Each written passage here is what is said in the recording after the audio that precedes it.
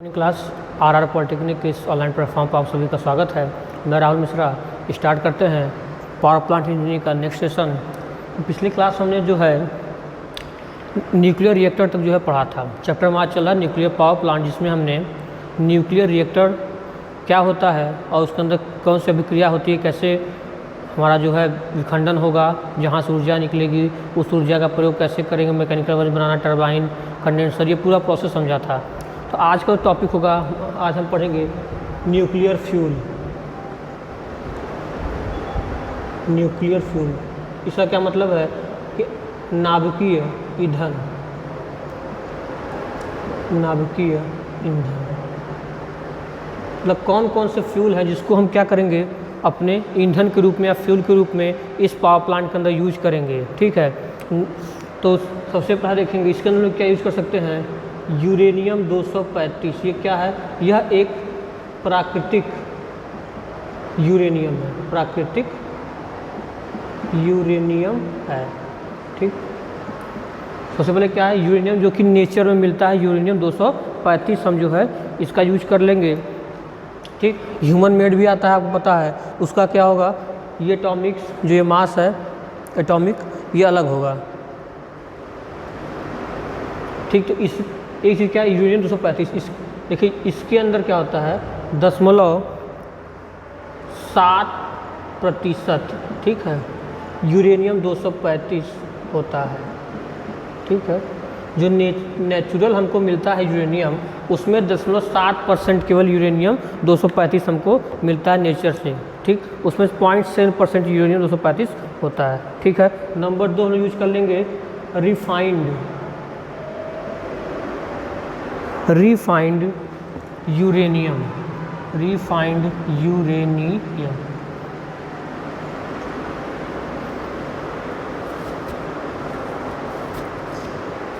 ठीक, इसमें क्या होता है, इसमें 0.71% से ज़्यादा होता है। फिर क्या करते हैं, जैसे कि ये हमको नेचर से मिला है। ठीक है, ये हमको नेचर से मिला, अब उसको रिफाइन करेंगे। ठीक है, रिफाइंड यूरेनियम, अब इसको हम थोड़ा रिफाइन करेंगे कुछ प्रोसेस के थ्रू, तो उसमें से क्या होगा 0.71% से अधिक हम जो है निकाल लेंगे। ठीक, इसका यूज कर सकते हैं। नंबर 3 पे आप ले लीजिए प्लूटोनियम, सिंबल PU 239। प्लूटोनियम 239 का प्रयोग कर सकते हैं, या प्लूटोनियम 241 का भी यूज कर सकते हैं। ठीक है, तो ये क्या होता है, प्लूटोनियम हमारा यूरेनियम का जब न्यूक्लियर विखंडन होता है, न्यूक्लियर फिजन, विखंडन का क्या है, विखंडन हमारा फिजन है, फिजन प्रोसेस। जब कोई क्या होगा, नाभिक टूटता है, तो जब यूरेनियम का न्यूक्लियर विखंडन होगा तो उससे प्लूटोनियम बनता है। ठीक है, और लास्ट में एक आप यूज कर लीजिए यूरेनियम 233। यूरेनियम 233 ये क्या होगा, ये आपका है मानव निर्मित, जिसे क्या कहेंगे, मैन मेड आप कह लीजिए, ह्यूमन मेड या मैन मेड। ठीक है, तो जो मैन बनाते हैं, ह्यूमन बनाते हैं, उसका 233 है, इसका 235 नेचुरल है। इसमें 0.7% यूरेनियम होता है। इसको जब रिफाइन करें तो 0.71% से अधिक निकाल लेंगे।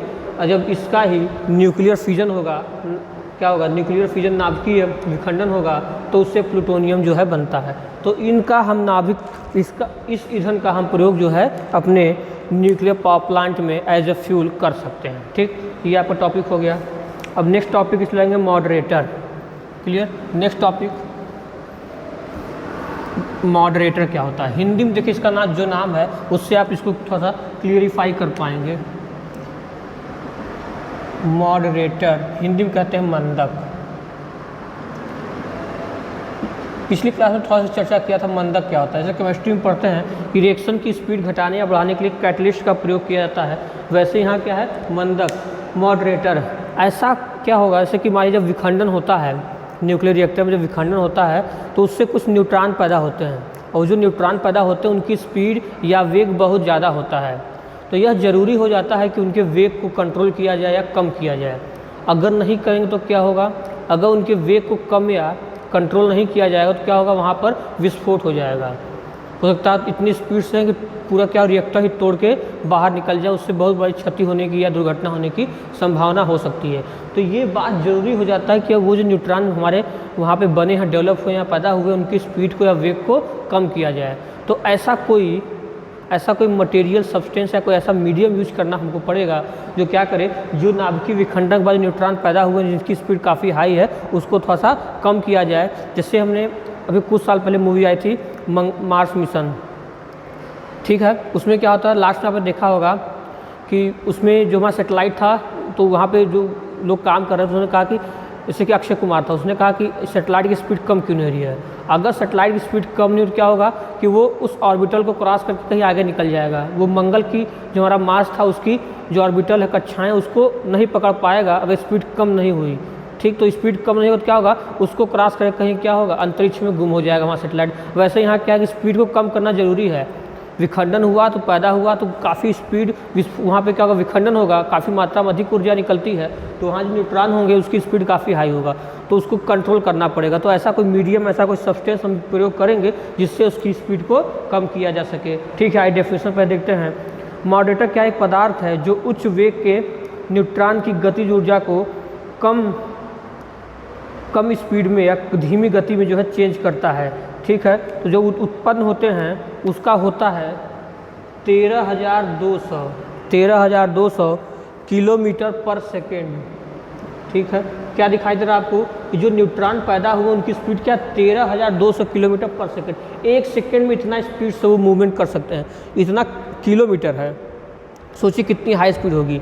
तो एक ऐसा पदार्थ जो नाभिकीय विखंडन के दौरान उत्पन्न हुए न्यूट्रॉन के वेग को, के अधिक वेग को, ब्रैकेट में ये हो जाएगा कि इसमें वेग को कम करता है लगभग कितना, 2200 किलोमीटर पर सेकेंड। तो कितना कम कर देता है, अभी 13,000 था, अब 2,200 मीटर पर सेकेंड, ठीक। पहले कितना 13,200 किलोमीटर पर सेकेंड था, अब हमने काफ़ी कम कर दिया, कितना पहुंचा दिया, 2200 मीटर पर सेकेंड। तो ऐसा कोई पदार्थ जो न्यूट्रॉन की गतिज ऊर्जा को धीमी स्पीड में या धीमी गति में परिवर्तित कर दे या कम कर दे, ऐसा कोई पदार्थ जो न्यूट्रॉन की गतिज ऊर्जा को, जो कि नाभिकीय विखंडन दौरान उत्पन्न हुए थे, उनकी गति को कम करे, उसे क्या कहेंगे, मॉडरेटर कहेंगे, ठीक है। जैसे इसके लिए आप हाइड्रोजन, ग्रेफाइट, भारी जल की चर्चा मैंने पिछली क्लास में किया था। ग्रेफाइट उसका हो गया, ग्रेफाइट, हाइड्रोजन, भारी जल, बेरियम है, हीलियम है, आदि हल्के परमाणु या पदार्थ का मॉडरेटर के रूप में प्रयोग कर सकते हैं, ठीक है। सबसे अच्छा एग्जाम्पल इसका पड़ता है D2, ठीक है, भारी जल से कहते हैं, ठीक। इसके अलावा आप ग्रेफाइट हो गया, बेरियम हो गया, ठीक है, ग्रेफाइट की छड़ें होती हैं, ठीक। भारी जल हो गया, हाइड्रोजन है, हीलियम है, ये हल्के गैस हैं, इन सब का प्रयोग हम लोग क्या कर सकते हैं, एज ए मॉडरेटर कर सकते हैं, ठीक। तो ये हो गया मॉडरेटर क्या होता है। अब मॉडरेटर के कुछ गुण होने चाहिए, जैसे कहते हैं कि मॉडरेटर के वांछनीय गुण, डिजायरेबल प्रॉपर्टीज ऑफ मॉडरेटर, मंदक के क्या क्या गुण होने चाहिए जिसको हम फॉलो करते हुए हम किस या कैसे मंदक का प्रयोग करें, उसके लिए कुछ प्रॉपर्टीज बताई गई हैं, कुछ गुण बताए गए हैं।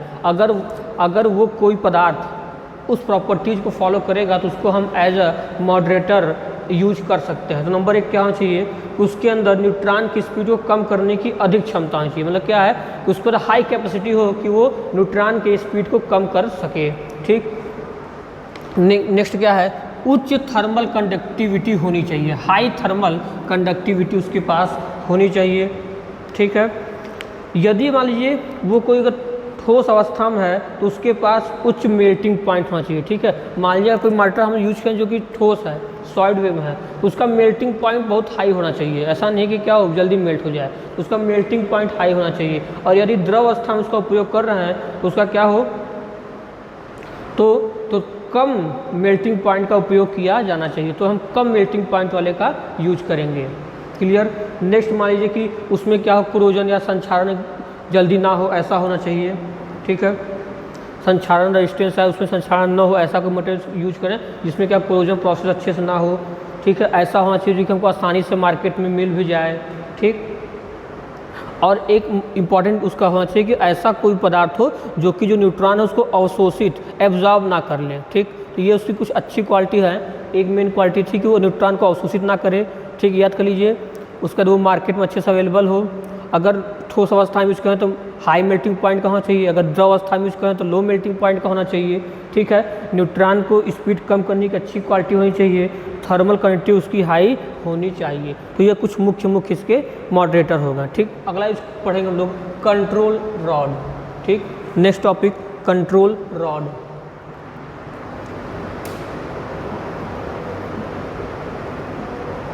कंट्रोल रॉड्स क्लियर है। देखिए नाम नहीं बता रहा कि किसी ये कुछ कंट्रोल कर रहा है। जैसे मंडक भी एक स्पीड कंट्रोल करा रहा है न्यूट्रॉन का, तो ये क्या करता है कि हमारे रिएक्टर कोर में जो भी अभिक्रिया या क्रियाएं होती हैं, ठीक है, इसका कार्य क्या है। तो कंट्रोल रॉड्स का कार्य क्या है कि रिएक्टर कोर में जो भी क्रियाएं हो रही हैं उसको कंट्रोल करता है, ठीक।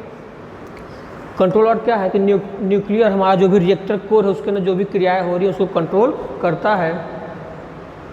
यह एक क्या होता है, मैकेनिज़्म की तरह कार्य करता है। जैसे मैकेनिकल ब्रांच में से कोई अगर डिवाइस है, कोई मशीन है, तो वो किसी न किसी पर्टिकुलर मैकेनिज़्म पर काम करती है। जैसे आप वर्कशॉप पे जाएंगे तो वहाँ शेपर मशीन है, प्लेनर मशीन आपको मिल जाएगी, ठीक है, ड्रिलिंग मशीन है। ये सब मशीन एक मैकेनिज़्म सेटअप किया गया है। तो जो कंट्रोल आ रहा है तो ये भी एक मैकेनिज़्म की तरह कार्य करता है। मैकेनिज़्म मतलब होता है किसी की उसके अंदर क्या है, कुछ ऐसी डिजाइनिंग किए हुए कुछ प्रोसेस अपने आप जो है अच्छे से चलते हैं, वो मैकेनिज़्म पर सेटअप होता है, ठीक है। जैसे अगर आप शेपर की बात कर लें तो जैसे अब आप किसी सरफेस को प्लेन करा रहा है, शेपर है, पे है, प्लेनर है, तो जो उसका फॉरवर्ड स्ट्रोक होगा वो धीरे धीरे कराएगा और रिटर्न स्ट्रोक क्या होगा, स्पीड से होगा। तो वो काम करता है क्विक रिटर्न मोशन मैकेनिज्म पर, ठीक है। द्रुत वापसी मोशन मैकेनिज्म होता है कि जाते समय स्लो जाएगा लेकिन लौटते समय फटाक से लौट आएगा। तो ये जो सेटअप उसके अंदर ये जो बनाया गया है कि जाएगा स्लो काटते हुए, फॉरवर्ड स्ट्रोक में क्या होगा, मटेरियल को रिमूव कराएगा, ठीक। मटेरियल रिमूव करा रहा है, रिटर्निंग सट से वापस आ गया क्योंकि उसमें उसको कुछ काटना नहीं था। तो ये एक मैकेनिज्म है ताकि इसके थ्रू ये प्रोसेस हो पा रहा है। तो वैसे ही कंट्रोल रॉड भी क्या है, कुछ यहाँ पे ऐसा कार्य करेगा कि जो क्रियाएं हो रही है रिएक्टर कोर में उसको कंट्रोल करेगा, साथ में क्या होगा, एक मैकेनिज्म की तरह यहाँ पर वर्क करता है, ठीक है। तो ये इसका मेन जो है वर्क था। देखते हैं इसे कैसे कार्य करता है। तो जो है कि जैसे रिएक्टर हमारा है उसको क्या करता है, एक नॉर्मल लेवल पर ला कर उसको स्टार्ट कराता है। जैसे कि जब सब कुछ नॉर्मल रहेगा, सब कुछ नॉर्मल कंडीशन है, अब स्टार्ट हो सकता है, तो कंट्रोल रॉड एक मैकेनिज्म पर कार्य कर रहा है। तो क्या करेगा, सबसे पहले हमारे जो भी रिएक्टर कोर था उसको एक नॉर्मल लेवल पर ला कर उसको स्टार्ट कराएगा, उसको स्टार्ट कराएगा, शुरू कराएगा, ठीक है। अगर कोई मान लीजिए आपातकालीन स्थिति हो जाती है, कुछ ऐसी डैमेज हो जाता है उसके अंदर, तो क्या होगा, ऑटोमेटिक उस पूरा क्या होगा, प्रोसेस बंद हो जाएगा। तो ये सब मैकेनिज्म सेट करना पड़ेगा ना। मान लीजिए कोई ऐसी कोई समाना हुई कि कुछ दुर्घटना होने वाला, तो ऑटोमेटिक क्या होगा, उसको बंद करा देगा। तो ये कंट्रोलर का कार्य है। उसको कब स्टार्ट कराना है, जब सारी कंडीशन नॉर्मल है तो उसको स्टार्ट कराएगा, आपातकालीन स्थिति हो तो उसको बंद करा देगा। और मान लीजिए जैसे कि एक ऐसे लेवल पर उसको बनाए रखता है ताकि इलेक्ट्रिसिटी का उत्पादन जो हो रहा है, हमारा जो जनरेशन हो रहा है वो स्थिर अवस्था में हो। जैसे बिजली बन रही है तो एक लेवल जो उसका मेंटेन रहे, ठीक। मेंटेन का मतलब है कोर से इधर से आया, हीट एक्सचेंजर में हमारे उसको उष्मा को एक्सचेंज किया, उधर से पानी क्या हुआ जो आ रहा था जो है उसको फिर क्या बोलते हैं, उष्मा उसको अपना हीट ट्रांसफ़र करके स्टीम बनाया, स्टीम से जनरेटर में गया, जनरेटर से वापस, ये जो क्रिया चल रही है और हमारा बिजली जो बनता जा रहा है, इसकी अवस्था को, इसके लेवल क्या करता है, स्थिर बनाए रखता है। ऐसा नहीं कभी ज़्यादा कभी कम हो जाएगा। तो ये सब कंट्रोलर का काम है कि पूरा प्रोसेस क्या हो, स्मूथली रन आउट करता रहे। तो ये इसका तो है कैसे कार्य करता है, इसके विषय में देख लेंगे।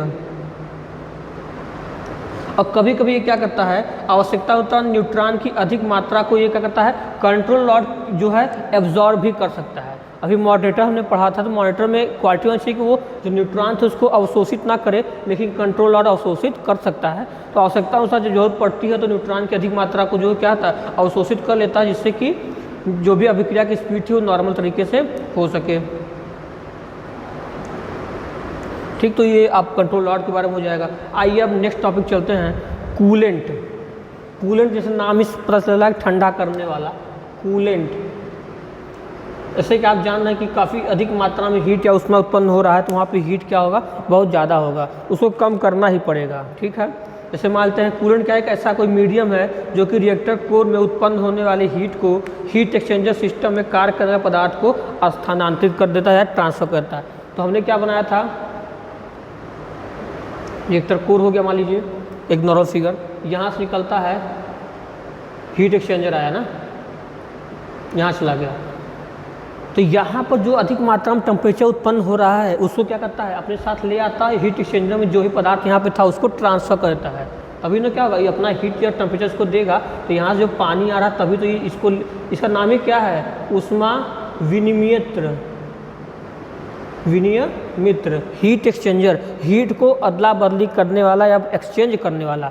तो अपने साथ वो यहाँ पे ऊष्मा उत्पन्न हो रही है, हीट उत्पन्न हो रहा है, उसको लाता है और जो इसके साथ यहाँ पर जो कार्य करने वाला दूसरा पदार्थ है उसको स्थानांतरित कर देता है, जिससे क्या होता है, स्टीम उत्पन्न हो जाती है, पहले बताया है, भाप बनती है।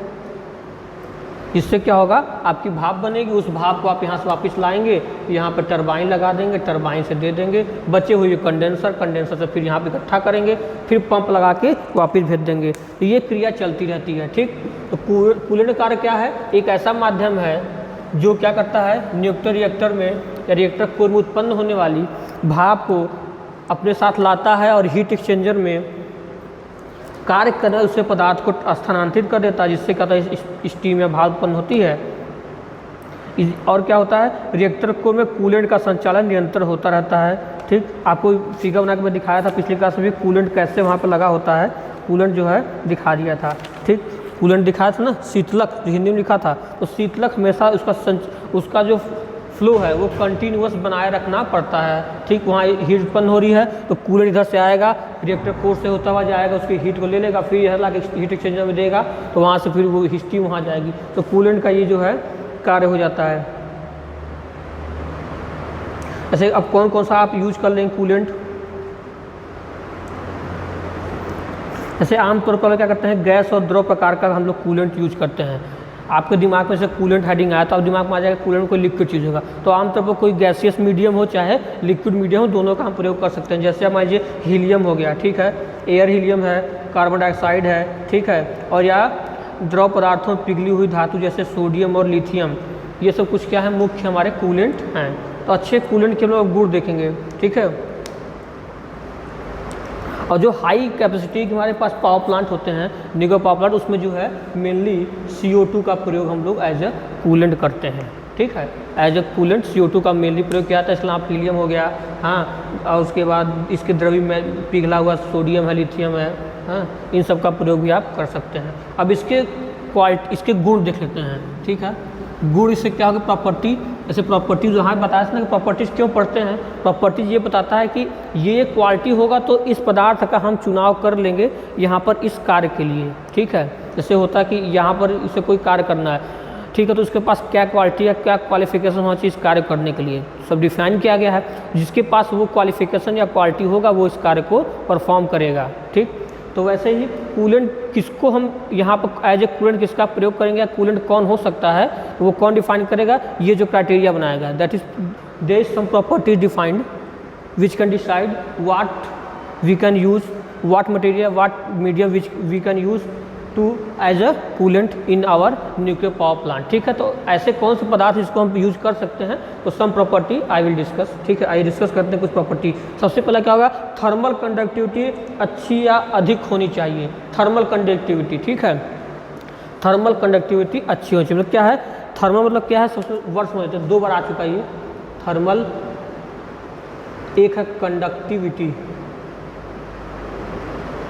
इसको क्या कहेंगे, ऊष्मीय, इसको क्या कहेंगे, चालक आप पढ़ते हैं, उसमें चालक, इसको अब साथ में जोड़ क्या है, चालकता, कहने मतलब क्या है, कंडक्शन आपने पढ़ा चालन, ठीक है। हीट का जब ट्रांसफर होता है तो कितने प्रोसेस हैं, कंडक्शन, कन्वेक्शन एंड रेडिएशन, चालन, संवहन और विकिरण।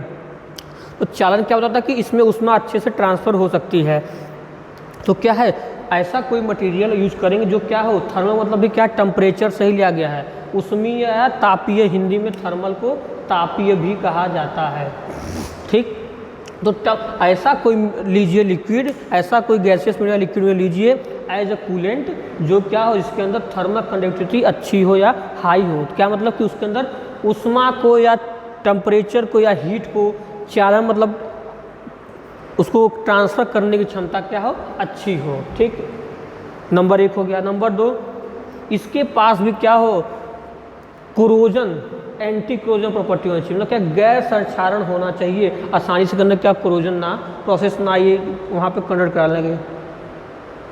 इससे क्या हो, ऑक्साइड को जल या हवा के संपर्क में नहीं बनाया जाना चाहिए।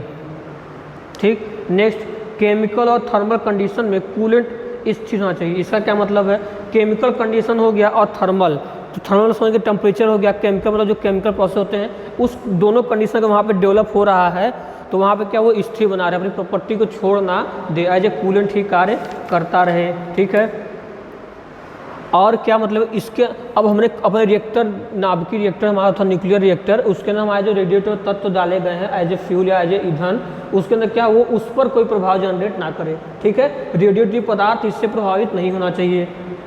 कूलेंट का घनत्व, डेंसिटी, क्वथनांक, ठीक है, और स्पेसिफिक हीट क्या होना चाहिए, अधिक होना चाहिए। ठीक, घनत्व में डेंसिटी हो गया, डेंसिटी क्या तो बता चुका हूँ, मास पॉइंट वॉल्यूम होता है, डेंसिटी क्वथनांक हो गया, and specific heat, specific heat, specific heat जिसे कहते हैं आपेक्षिक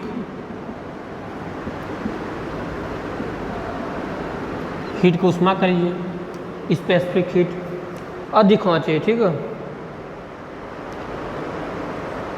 और एक इसका और आप देख लीजिएगा, नॉन पॉइजनस होना चाहिए।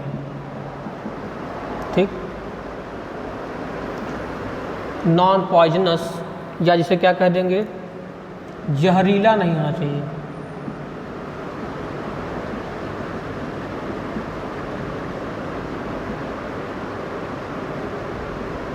ठीक, तो ये कुछ मुख्य प्रॉपर्टी थी। तो ये आपका जो है आज का टॉपिक जो है समाप्त हुआ। अब एक टॉपिक आपका बचा क्या कि nuclear power plant classification, nuclear power plant कितने प्रकार के होते हैं, तो उसमें मेन जो आपको पढ़ना है उसको नेक्स्ट क्लास में डिस्कस करेंगे। 2 या 3 टॉपिक और होगा, और 2 या 3 टाइप का न्यूक्लियर पावर प्लांट मेन है। मेनली वैसे 2 टाइप का होता है। ठीक है, जो कि आपका होता है प्रेशराइज्ड वाटर, ठीक, एक आपका होता है बॉइलिंग वाटर रिएक्टर प्लांट। ठीक है, ये 2 मेन है, इसको मैं नेक्स्ट क्लास में डिस्कस करूँगा। तो आज की क्लास में इतना ही। Thank you class.